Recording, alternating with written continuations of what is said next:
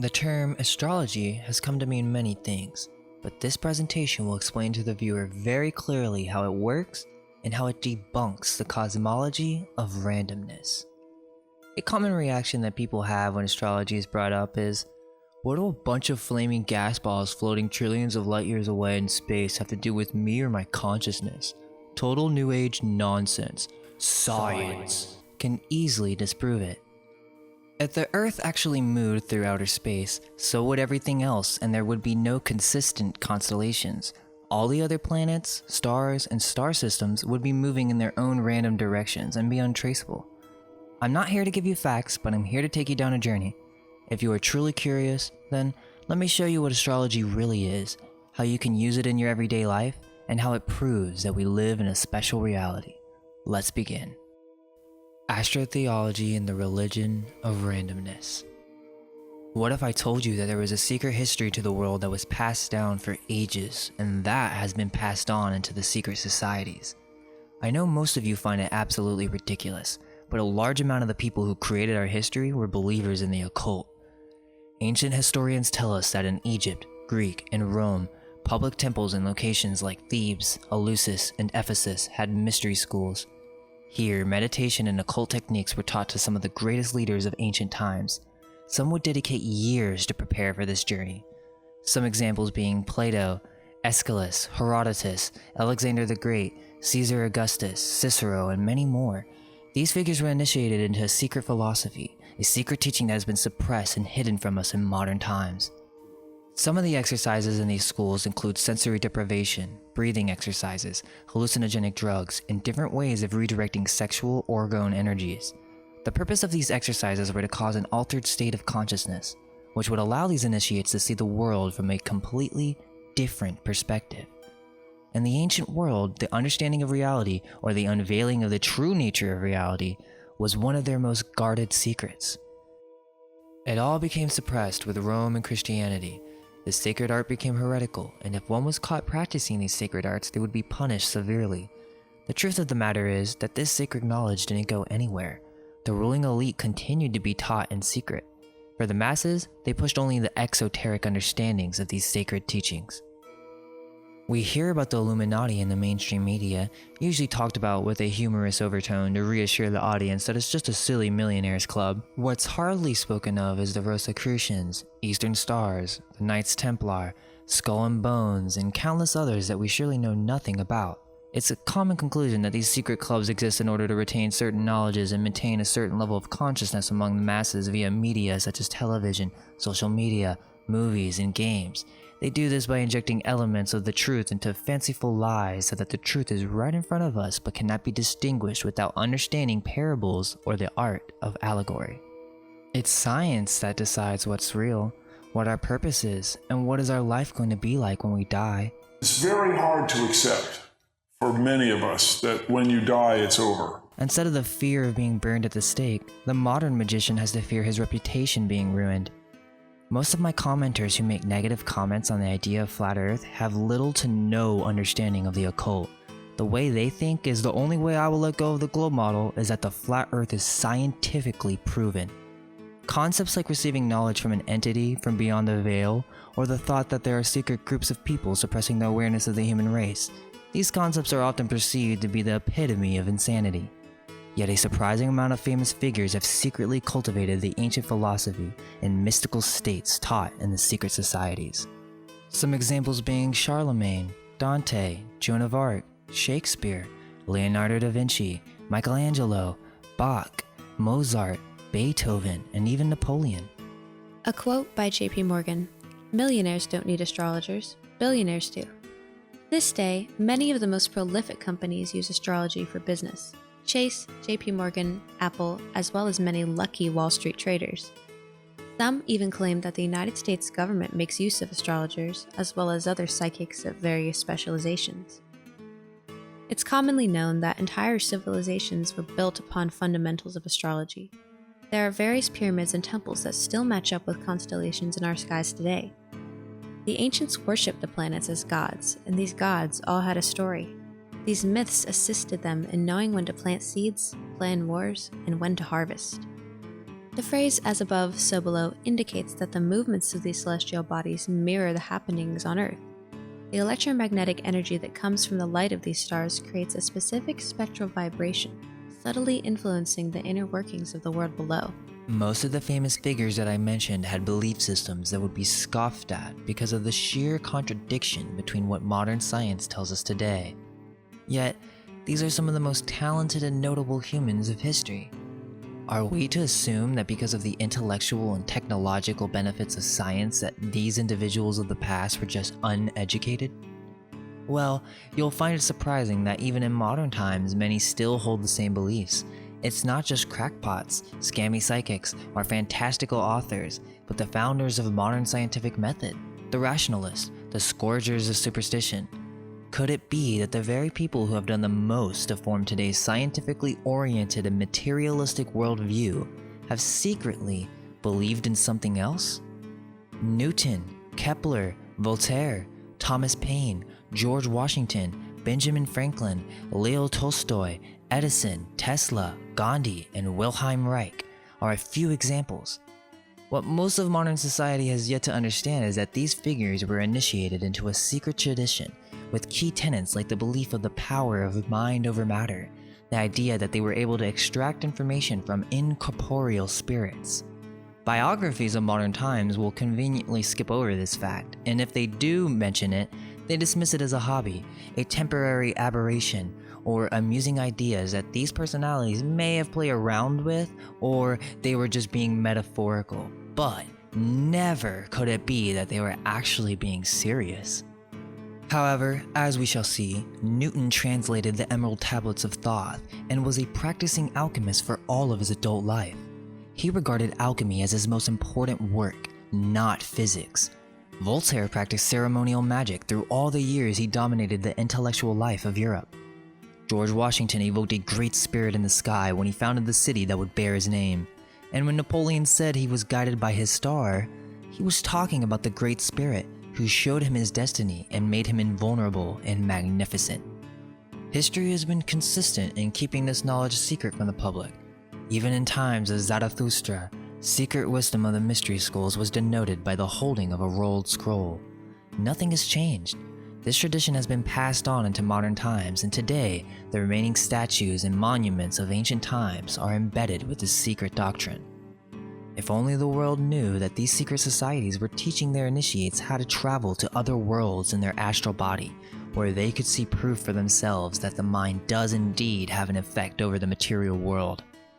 Esoteric initiates have been writing about this for centuries, such as Paracelsus, Giovanni Battista della Porta, Cornelius Agrippa, or Emanuel Swedenborg. But in all these cases, the writing is aimed for people already in the know. These texts conceal just as much as they reveal. You'll find that there is no concise guide on the internet to these secret teachings.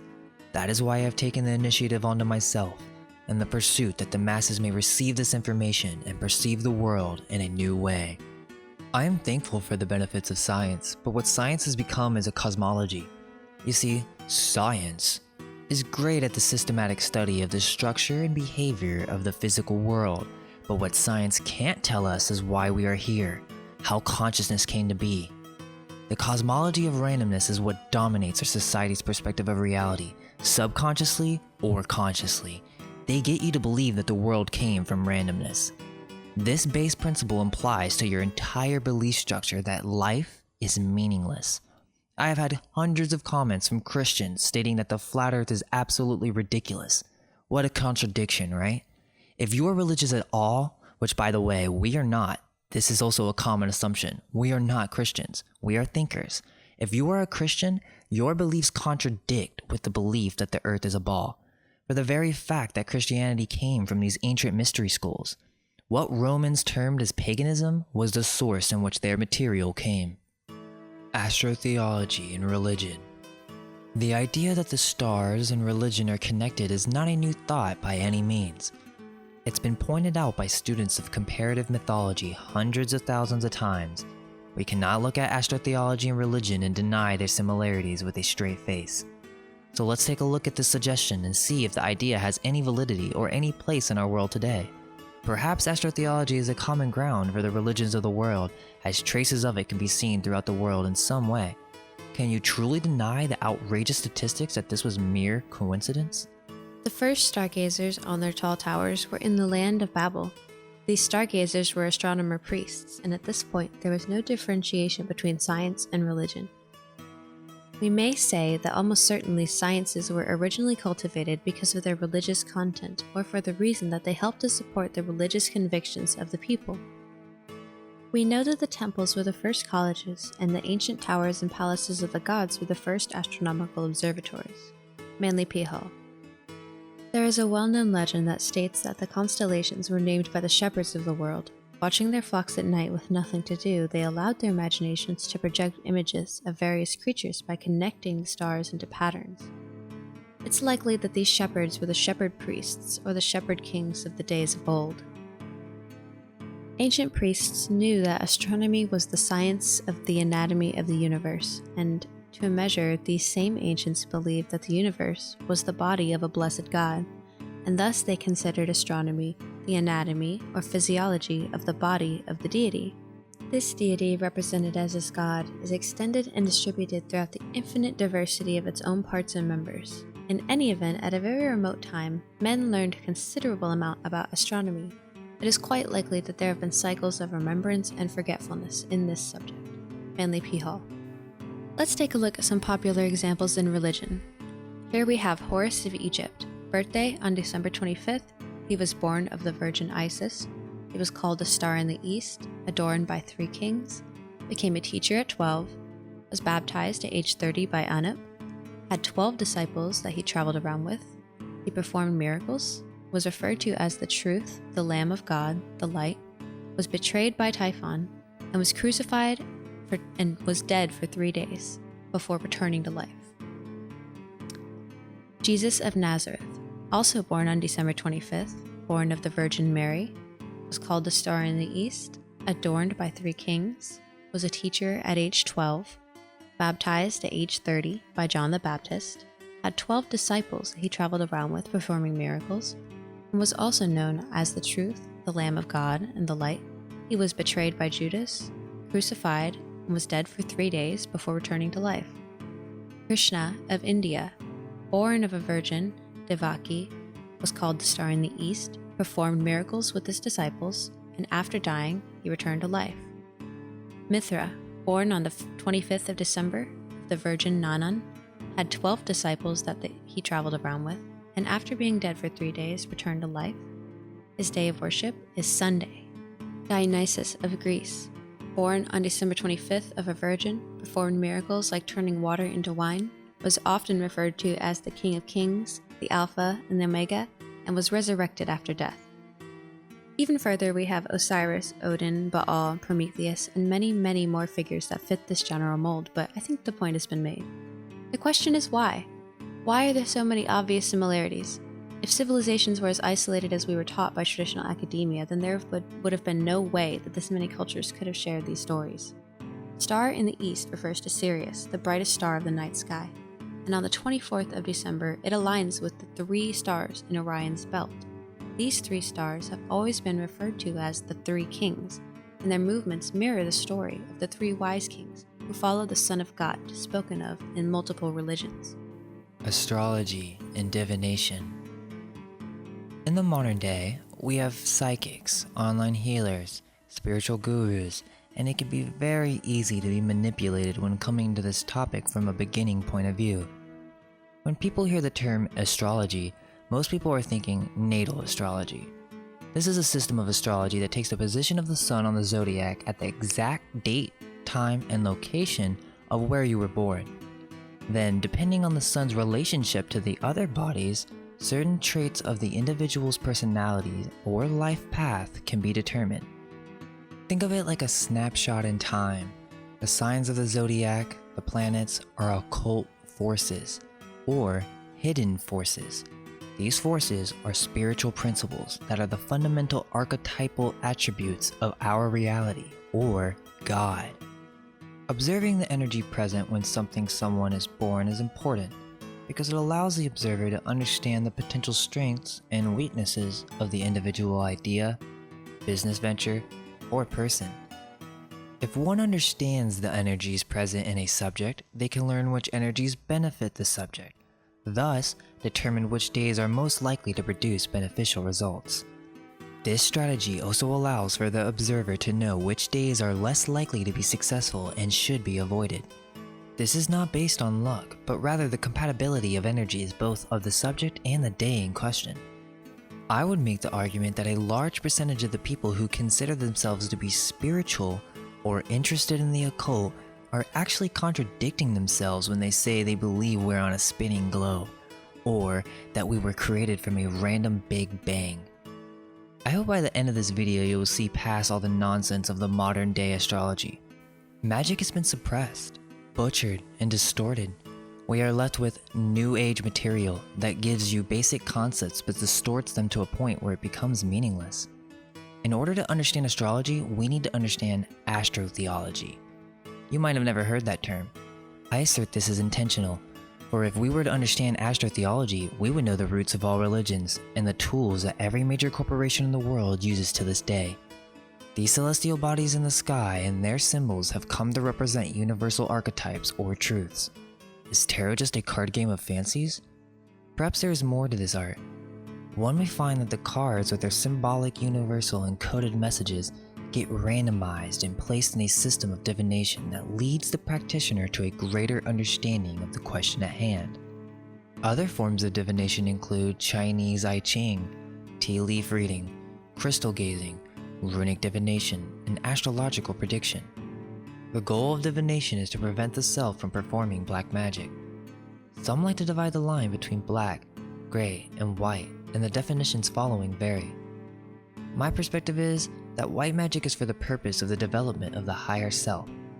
Black magic is any magic that is against the advice of the higher self or intuition. This is the true meaning of good and evil, to disobey your God-given purpose, who speaks to you through your creative inspiration and mental discipline. If we start saying gray magic, that the line becomes very thin. Who gets to decide what magic is used for? We do magic on a daily basis. The goal is just to organize the different qualities of magic. We have magic that is suited for the development of the higher self, and then magic that can easily get lost in egotistical desires. The tarot and the rich symbolism behind it originated with the ancient Druids. It was then passed on to the Phoenicians, who taught the Egyptians and then the Greek cultures.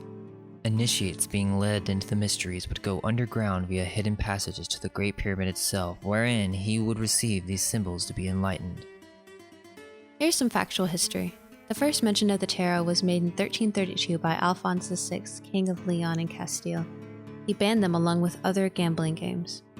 In 1337, Johannes, a German monk, wrote that they could be used to teach morality.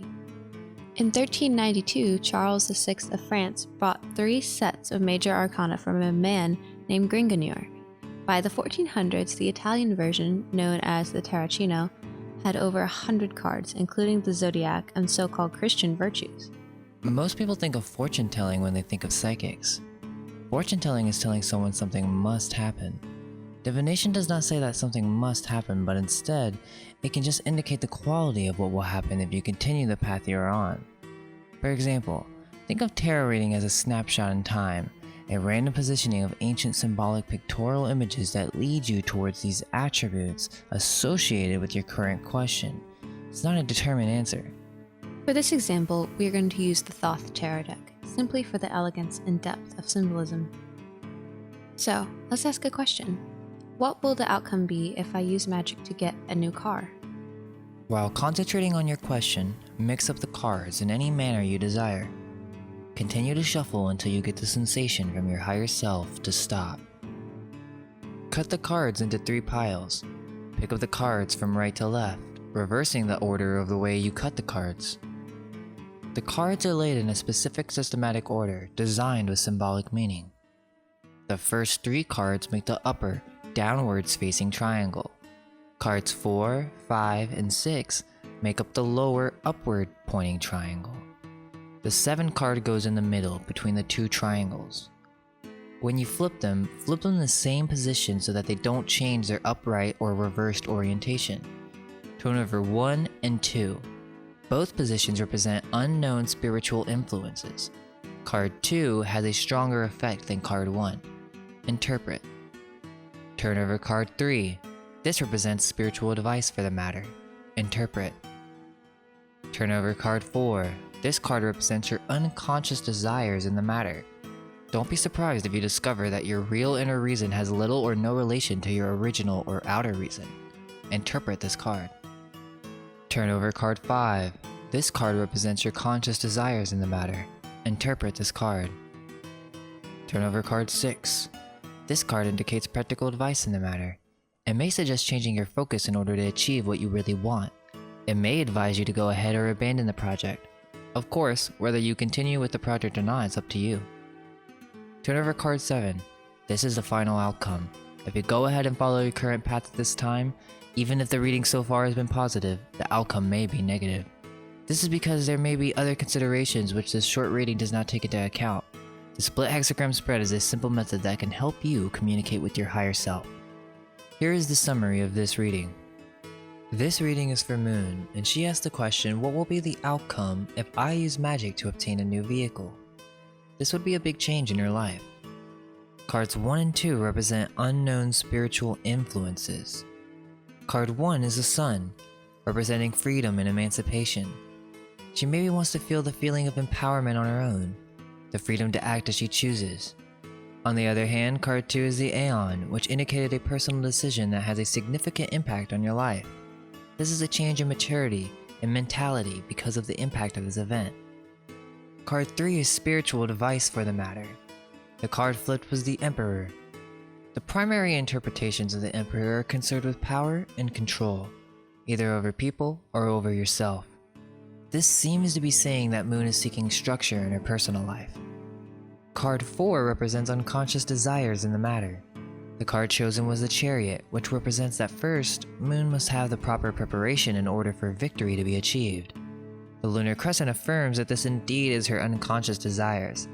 Once victory is achieved, her personality will be moved into a new location. Card 5 represents conscious desires. The Empress is next chosen. This indicates that Moon is looking for emotional well-being and fulfillment. This represents her maternal instincts and for her drive to become the woman that she's meant to become. Card 6 represents practical advice. This came up as the Moon. This is telling Moon that the practical advice is that her desire for a car immediately indicates illusion and delusion. Unconscious desires and repressed feelings are at play with the situation at hand. This is telling Moon that overall you don't need a new car right now. You have everything you need, and that when you are ready, the opportunity will come. Now for the final card, which represents the final outcome, the Lovers.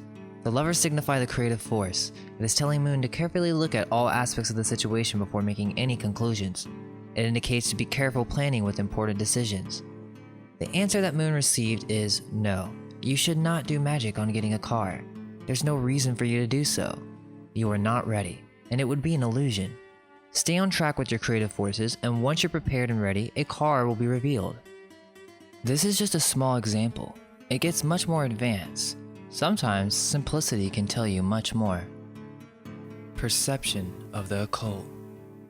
People scoff at tarot, but there exist many stories of people being baffled by the talent of skilled mystics. The ability to detail events and personalities to an astonishing accuracy when there was no practical way that they obtained the knowledge is beyond the scope of science, yet we hear stories of oracles and prophecies since ancient times. I hope that you would leave this video with a new perspective of divination. This is just the beginning. We plan on making more advanced videos on astrology and its practical uses, but the main intention for this video was to give the subject justice by explaining it from a non-globe perspective. I argue that since ancient times up to the founding fathers, a secret doctrine of divination has been suppressed and hidden, while at the same time being practiced by the political and intellectual elite. To conclude, I want you to see modern horoscopes and astrology as a New Age movement. This term may be offensive, but no other is more specific. We have hundreds of thousands of individuals that belong to this movement of astrology, spiritual thinking, law of attraction, yet they believe in a globe Earth. You are contradicting yourself. This video is for you. You need to wake up to the fact that the globe model is based on the Big Bang model, which is another way of saying the cosmology of randomness. If everything is random, then there is no pattern in the stars. The stars can't have meaning. Explain how constellations would have influence over the Earth. Aliens? How about this? Stop the Earth argument. It's not about globe Earth or flat Earth. It's the material plane. Yes, that's it. It's that simple. The ancients referred to this as the material plane, and the material plane is a product of the spiritual planes, otherwise referred to as the astral. Doesn't that make a little bit more sense on why the law of attraction works? Why astrology provides insights on the personalities in the world events? Because the planets created the spirit realms that in turn created the physical world. That will have to be for a whole different video. If you made it this far, then thank you. I don't claim to have the answers. All I can tell you is that there is a great deception. We have lost touch with our purpose and the connection with our intuition and our higher selves. With this knowledge, we can achieve our goals and our destiny, but first, we must take care of our shadows. Don't practice this information unless you're willing to look into the deepest parts of yourself. Otherwise, you're still a fool.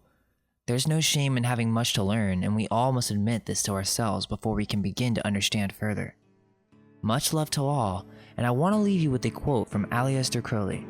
Most will comment, oh, he was a Satanist, he practiced black magic, blah blah blah. You, my friend, believe what you're told. Read before you write. Quote, there is, however, one form of miracle which certainly happens, the influence of the genius. There is no known analogy in nature. One cannot even think of a super dog transforming the world of dogs, whereas in history of mankind this happens with regularity and frequency. Now here are 3 supermen all at loggerheads. What is there in common between Christ, Buddha, and Muhammad? Is there any one point upon which all 3 are in accord? No point of doctrine, no point of ethics, no theory of a hereafter do they share, yet in history of their lives we find one identity amid many diversities. Buddha was born a prince and he died a beggar. Muhammad was born a beggar and died a prince. Christ remained obscure until many years after his death. Elaborate lies of each have been written by devotees, and there is one thing in common to all 3, an omission. We hear nothing of Christ between the ages of 12 and 30. Muhammad disappeared into a cave. Buddha left his palace and went for a long while into the desert. Each of them perfectly silent up to the time of the disappearance, came back and immediately began to preach a new law. What happened to them in their absence? History will not solve the problem, for history is silent. We have only the accounts given by the men themselves. Of our best document will therefore be the system of Buddha, but it is so complex that no immediate summary will serve, and in the case of the others, if we have not the accounts of the masters, we have those of their immediate followers. The methods advised by all the people having a startling resemblance to one another. They recommend virtue of various kinds, solitude, absence of excitement, moderation in diet, and finally a practice which some call prayer and some call meditation.